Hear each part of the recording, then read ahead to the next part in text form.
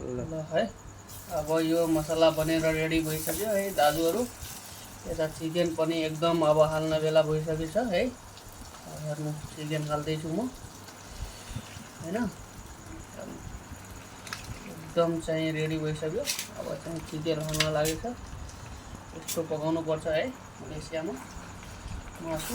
हेर्नु एकदम मजाले अब राम्रोसँग पाक्छ। यसमा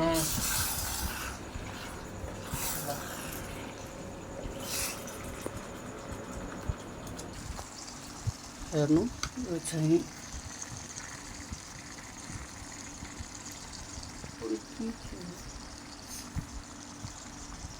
हेर्नु दाजुहरू अब यो भुज्न लागेको छ यस्तो है।